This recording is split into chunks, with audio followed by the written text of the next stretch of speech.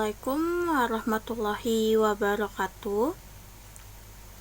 Puji syukur kita panjatkan kehadiran Allah Subhanahu wa Ta'ala yang telah memberikan nikmat kesehatan dan kesempatan sehingga saya bisa menyusun dan menyampaikan materi ini sebagai bagian dari tugas akhir akhlak etika.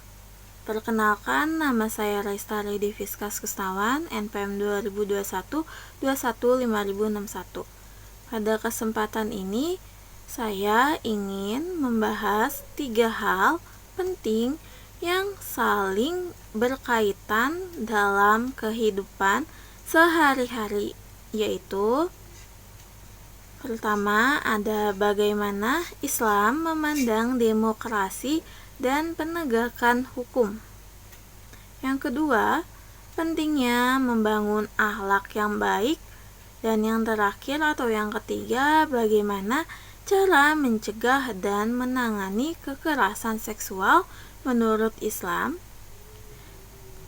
Ketiga tema ini saling berkaitan karena tujuannya sama-sama untuk membentuk masyarakat yang adil, berakhlak baik, dan aman dari perbuatan yang merusak kehormatan manusia. Materi yang pertama kita bahas adalah etika Islam dalam demokrasi dan penegakan hukum. Jadi, dalam kehidupan bermasyarakat kita sering mendengar tentang demokrasi kan? Demokrasi yaitu bagaimana keputusan diambil bersama untuk kepentingan bersama-sama. Menurut Islam, hal ini mirip dengan konsep musyawarah, yaitu berdiskusi bersama untuk mencari jalan terbaik. Allah Subhanahu wa Ta'ala juga memerintahkan kita untuk bermusyawarah dalam surat Asy-Syura ayat 38 yang intinya menjelaskan bahwa orang-orang beriman selalu menyelesaikan urusan mereka dengan bermusyawarah. Selain itu, dalam memilih pemimpin, Islam mengajarkan kita untuk memperhatikan akhlak dan tanggung jawabnya, bukan hanya melihat kedudukan atau popularitasnya saja. Pemimpin yang baik adalah yang adil, jujur, dan amanah.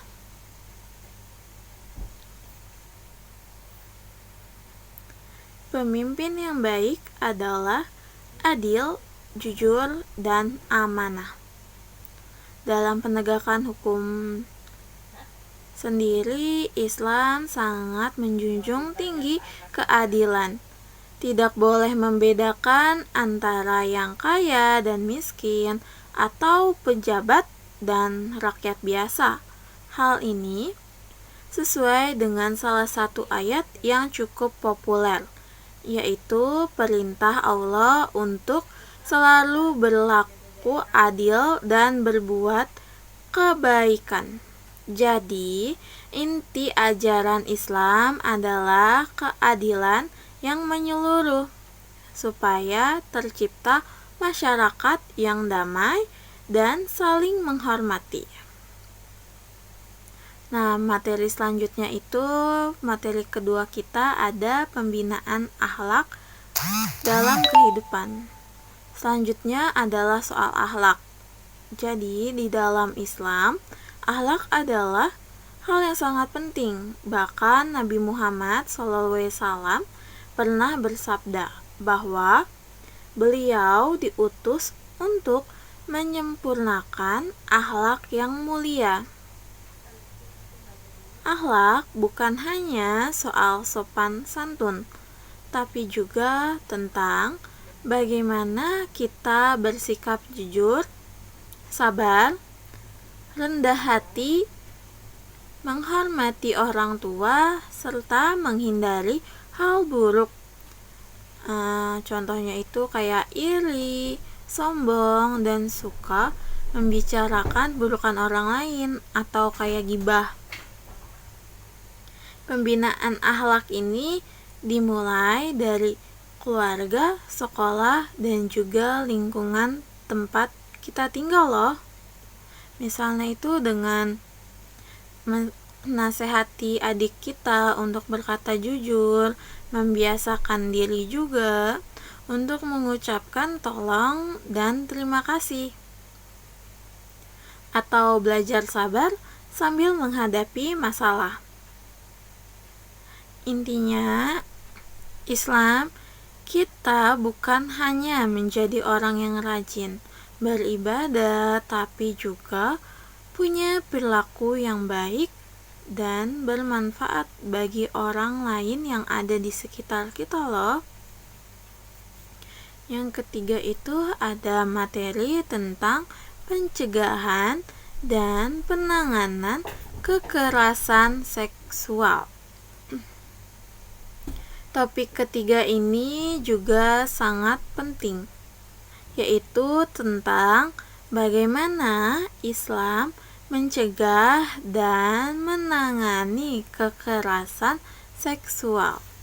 Jadi topik kali ini bakalan fokus kayak kekerasan seksual menurut pandangan Islam. Jadi di dalam Islam sendiri sangat melarang segala bentuk pelecehan atau kekerasan, baik yang dilakukan secara fisik, perkataan, maupun perilaku yang tidak sopan. Dalam Al-Quran ada perintah kepada anak laki-laki, dan perempuan yang beriman untuk menjaga pandangan dan memelihara kehormatan diri. Artinya kita harus mengendalikan diri dan menghormati orang lain. Islam juga mengajarkan tindakan pencegahan seperti menjaga batas pergaulan, tidak bercampur baur tanpa alasan yang jelas, serta selalu menjaga adab dan kesopanan dalam berbicara dan berpakaian loh. Nah, terus juga selanjutnya ada selain pencegahan yang di atas itu yang sudah dijelaskan, Islam juga memberikan sanksi tegas kepada pelaku agar ada efek jerahnya dan melindungi masyarakat dari perbuatan yang merusak. Terus pesan pentingnya adalah menjaga kehormatan diri sendiri dan orang lain adalah kewajiban setiap muslim. Bukan hanya perempuan yang harus menjaga diri, tetapi juga laki-laki punya tanggung jawab yang sama loh. Jadi kita tuh setara loh. Nah, selanjutnya itu ada kesimpulan dari materi yang di atas yang udah kita jelaskan tadi. Dari ketiga tema tadi itu bisa kita pahami bahwa ajaran Islam sebenarnya sangat lengkap dan menyeluruh.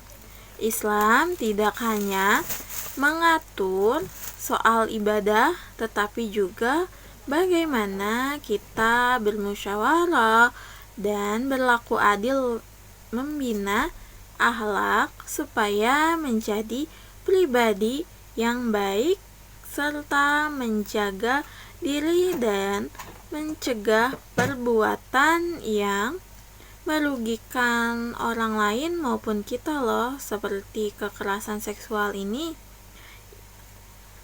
yang merugikan banyak pihak, terutama dalam pihak korban. Semoga penjelasan ini bermanfaat bukan hanya sebagai tugas akhir, tetapi juga menjadi peringatan bagi kita semua untuk terus belajar dan memperbaiki diri. Sekian dari saya. Wassalamualaikum warahmatullahi wabarakatuh.